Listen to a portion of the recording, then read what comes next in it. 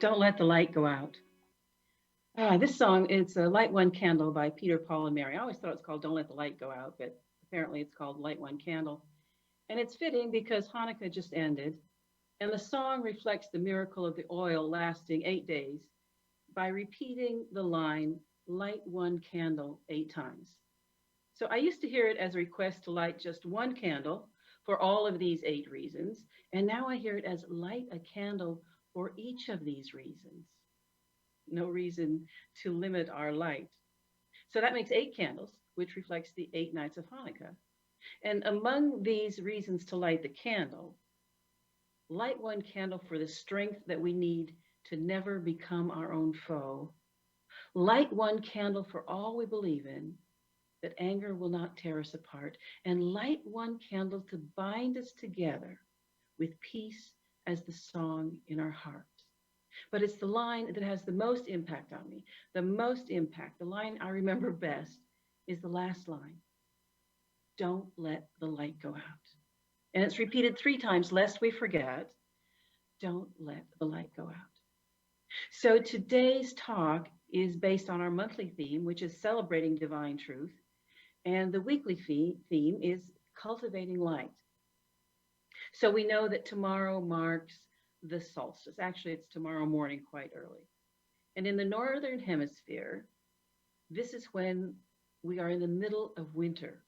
So cold, snow, ice, short periods of daylight, especially if you're farther north. And there's more focus on the inner indoors. And in the south, in the southern hemisphere, they're in the middle of a long summer. So it's hot, they have long periods of daylight, and their focus is more on the outdoors. But in both cases, in both hemispheres, we celebrate the light. And many cultures, I know you know, celebrate light at this time of year.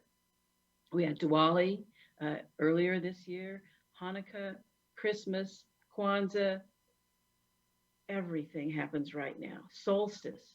So happy Diwali, happy Hanukkah, blessed solstice, Merry Christmas, happy Kwanzaa, happy New Year, everyone. That pretty much covers it.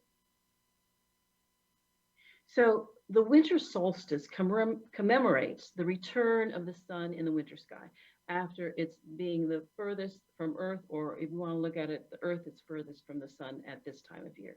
And we're tipped on our axis so that the northern hemisphere is tipped away from the sun. So we get it a little colder at this time. And with the sun at its lowest, there is a point at which the light will now start to grow stronger and brighter. And this is what we celebrate. This is the turning point of the year.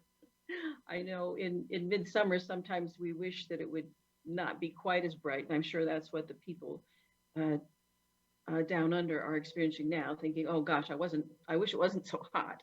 But this is the turning point. And the ancient Romans called this kind of pivotal point the dies natalis invictus solis, the birthday of the unconquered sun. And I thought it was kind of interesting as I read this last year at this very time, we were in Rome. And let me tell you, I have a new appreciation for the Romans, their building, their thought, their philosophy since being in that country. Well, in any case, the celebration of midwinter return has always held a deep fascination for humanity. Even before the coming of Christianity, people all over the world celebrated the rising of this midwinter sun because it came with a promise of the new year. See, winter was very brutal. The growing season was over, the cold set in, and you can just imagine at this time, people had hardship. Uh, they didn't have nice, warm, central heated housing. They may not have had food sources. So this was a very serious time, and a lot of people may have perished over the winter. And so ancient people worried that when the sun went below the horizon, and in the northern parts, the days are very short and sometimes just a glimmer, uh, they were afraid it would never return. Have you ever had that happen in your life where something something happened, you thought, oh, I'll never get better. It'll never be better. It'll never return to the light. Well, this is how they felt. And so, in order to prevent that, they practiced rites and rituals that would summon it back. And fire became very important. Candles became very important because this was the symbol of that returning sun, and they would invite it back. And so, just as they did in the past, we welcome the energy of the returning sun and the hope for a better year. But before we go into that celebration, it may behoove us to take time to consider the mystery of the darkness, the mystery, the transformation happening, the mystery of this new birth, the mystery of the light emerging from the darkness. See, although the winter months life may seem dormant, but this allows a time of deep thought, a time when we can go in, a time of gathering energy. And it's in the darkness and in the stillness that this new life is germinating. This new life is happening. I don't know about you, but I have to go into the stillness in order to bring forth that creativity. And things germinate in that darkness, in that stillness. Like this talk. I knew what I was going to talk about, but it wasn't all together. Like Rainbow says, it wasn't Jello yet. And so I guess if you put Jello in the refrigerator, it's kind of a dark place and it becomes Jello. So that's how things gel. They come together, they germinate in the stillness, in the darkness, and then there comes out this creation, this new birth, this new life. So we're here to honor the mystery in our world and in ourselves. For just as it is in the outer world, we know it's the same in the inner world. Just as it is for the great whole, so it is in the individual. And so the rebirth of the sun signifies renewal for the earth as she embarks on another cycle of growth. Spring, summer, winter, fall, spring, summer, fall, winter, again, the cycle. And because we're children of the earth, we too take part in this joyful renewal of our individual lives. And we celebrate it with light, with lighting everything up, because this is our symbol. So, what does it mean to cultivate light in ourselves? Well, when we think about light, we think about light representing consciousness. When we don't understand something, we say we must bring it to light. If we're confused, we say, well, let's shine the light on that. We say our process needs more light. And of course, the old story tells a person on their hands and knees searching around in the dirt, and a friend asks, what are you doing? Well, I'm looking for my key. Well, where'd you lose it? Well, up there near the house. Why are you looking for it down here? Because the light is better here. We like the light. We can see things. When a sudden idea reorders our thoughts, we say, oh, the light came on. When a person is fully conscious, they are enlightened.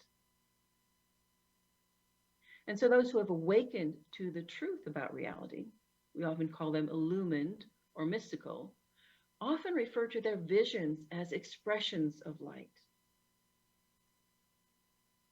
A Sufi mystic spoke of a light gleaming in the unseen. He said, I glazed at it continually until the time came when I had wholly become the light. Now we know when we talk about light, we also must talk about the darkness, as they only have meaning in relationship to each other. The physicists would tell us that there is light and darkness are on the same continuum. The darkness is just the absence of the light. In other words, we don't know dark without the contrast of light. And in creation, there exists the full cycle. And we get this, first of all, from Genesis. And God called the light day, and he called the darkness night. And there was evening, and there was morning the first day. Now, you may not know this next piece. So God is talking to one of his angels, and he says, do you know what I've just done? I have just created a 24-hour period of alternating light and darkness on earth. Isn't that good? And the angel says, well, yes, that's wonderful. But what will you do now? And God says, I think I'll call it a day. So Eckhart Tolle tells us there is only one perpetrator of evil on the planet, and that's the human unconsciousness. He says, with this realization, your victim identity dissolves and your true power emerges. Instead of blaming the darkness, you bring the light. You bring the light.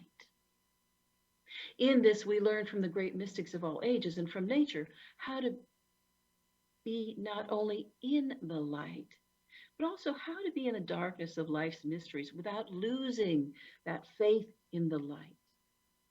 How to recognize the seeds of growth and nurture them in our own inner warmth until that light returns. So we know, even in the darkest moments, that love, health, forgiveness, serenity, beauty, truth are available when we look to the light. We look under that street light and find this. I'm reminded of flying in an airplane, and when you fly in an airplane, you go above the clouds, and it's like, oh yeah, the sun is shining up here. Even when we were on the ground, I couldn't see it. The light is there. So whatever it is that may be going on in your life that hinders your perception of wholeness, of this light, this can be healed. So this being in the darkness can be a time of transformation. Again, going back to the creation story, in the beginning there was nothing. And then God said, let there be light. And there was still nothing. But now you could see it. Ernest Holmes tells us this. He says, thought which is built upon a realization of the divine presence has the power to neutralize negative thought, to erase it, just as the light has the power to overcome the darkness, not by combating the darkness, but by being what it is, light.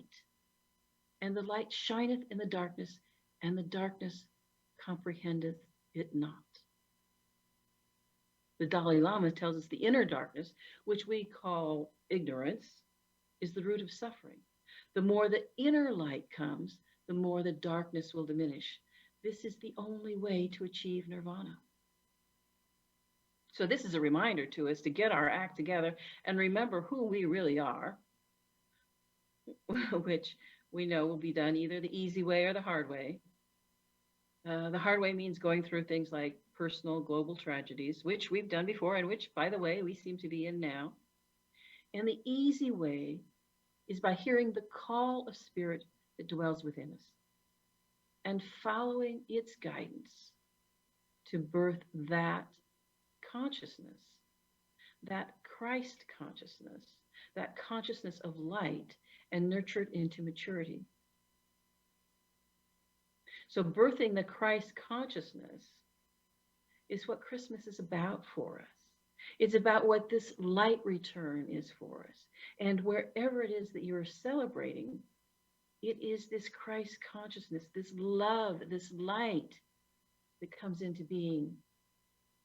And then we nurture it. And when we accomplish this, we don't need to fear the future, but we see the future as our joy-filled destiny. And we look at the storms of the world and say, be still. So my invitation to you is to take this spiritual journey with me, to tap into the deeper meaning of this time, maybe for the next week, for the next 10 days. We're going to be doing the season for illumination. We'll tell you more about that later, but that's an opportunity to use this time as a spiritual journey. You know, at the beginning of the year, we often have resolutions. We make resolutions. We say, I'm going to change my life in this way or that way. Or some of us don't make resolutions anymore because it's just, let's just live our lives. So let's take this time to be in reflection, to see how it is we want to cultivate the light in our lives. And which brings me to cultivating the light. So we hear people like Gandhi or Maya Angelou, whose poem we heard, or Mother Teresa comes to mind when we hear about beacons of light. They're people who face hate and fear with love and forgiveness, and they inspire the world. Martin Luther King Jr. tells us darkness cannot drive out darkness. Only light can do that. Hate cannot drive out hate. Only love can do that. So you have a light inside of you too. You have a light inside of you too. Yes, it's there. I know it's there. And that's the job of your ministers and practitioners to know that light, to recognize that light.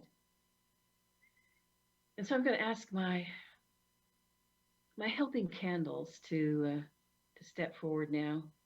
And depending on where you are in your spiritual development, that light that's within you might be a flickering flame or it might be a giant bonfire, but it's there and it's ready for you to nourish and let it get brighter and brighter. And so, if my candles are ready, we'll tell you a little story. See, there was a blackout one night, and when the lights went out, I fumbled to the closet where I keep candles for nights that this happens, and I picked one up. And I was turning to leave with a large candle in my hand. I heard a voice. Now hold it right there. Who said that? I did. Who are you? And what are you?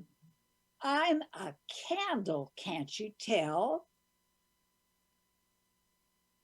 Please, Well, please don't take me out of here. what? I said, please don't take me out of this room. What do you mean? Don't take you out? You're a candle. Your job is to give light. It's dark out there. I need to take you out there. But but I'm not ready to go out there. I need more preparation. Well, what do you mean more preparation?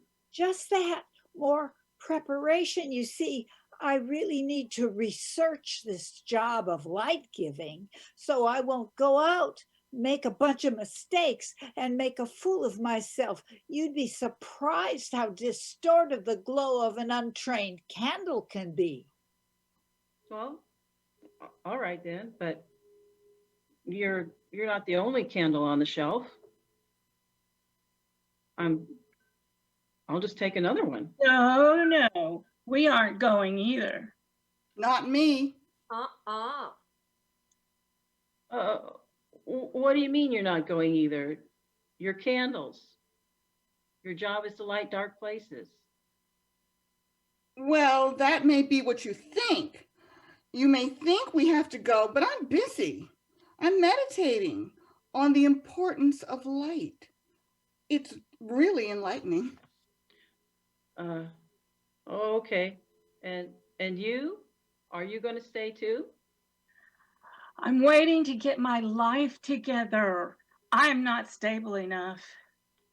Uh, okay. What about you? You're my last hope. I'd really like to help, really, I would.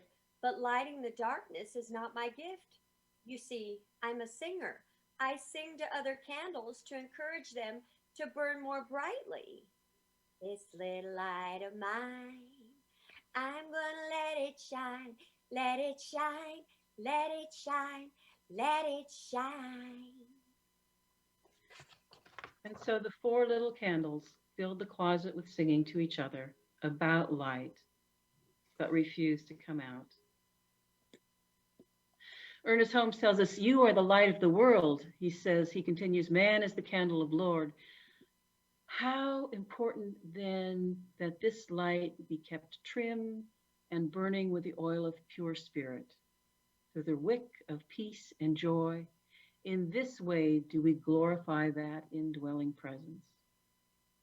So when you have experienced the light of the divine, even momentarily, through meditation, you can begin to cultivate that divine light inside of you. And when you begin to express it through your thoughts and action, it creates a ripple effect of love in the world. See, when Benjamin Franklin wanted to introduce street lighting to the people of colonial Philadelphia, he didn't lobby the politicians. He didn't publish editorials. He didn't argue with those who disagreed with him. He just hung a lantern in front of his house.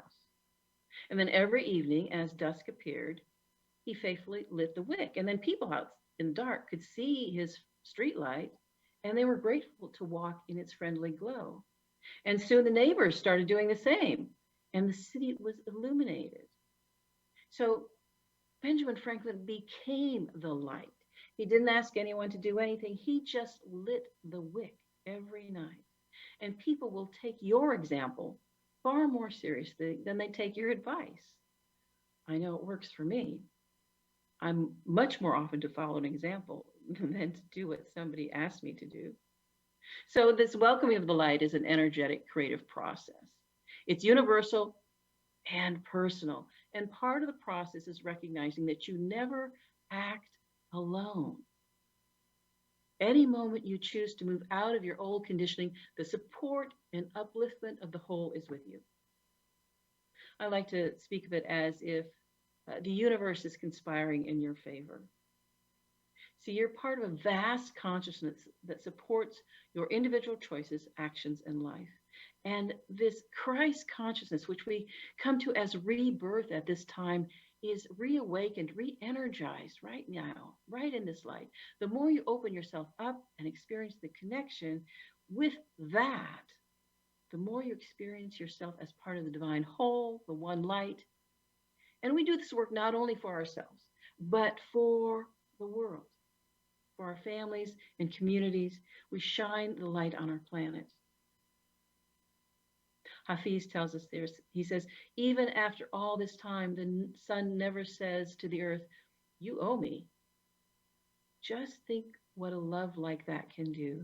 It can light up the whole world.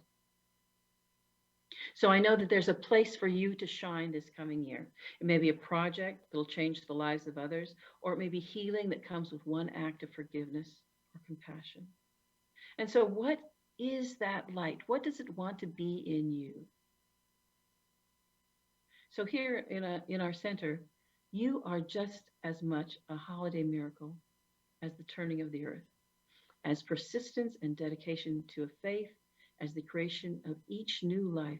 We see the love you give to others, the space you create to hold one another's joys and sorrows, and the generosity and spirit you entrust to this community. You are the holiday miracle, and this community is one of the miracle makers. And see how bright this light is when we join together. You see, the light has always returned to its fullness. It never really went anywhere. We just couldn't see it. The light is ever within us, always shining, if we but look for it within our hearts. So be the light you want to see in the world, and see and know the light in everyone, regardless of appearance.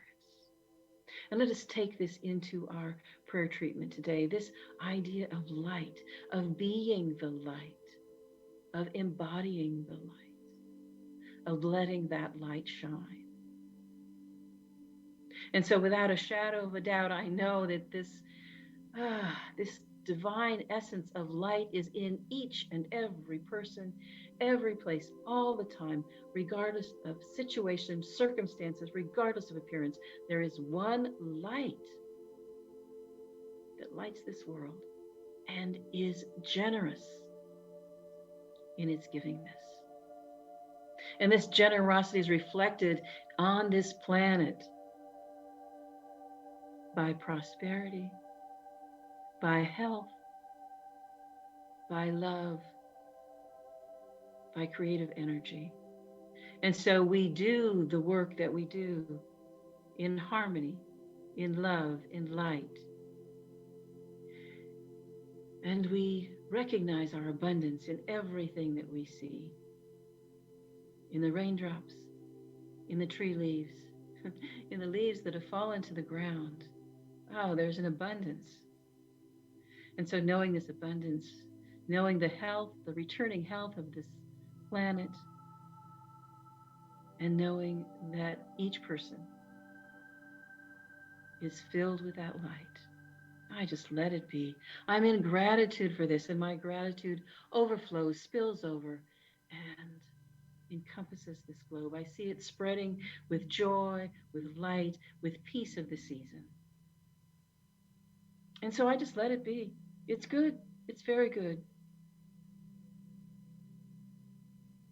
And in my gratitude, I release. I let go. I let God. And so it is.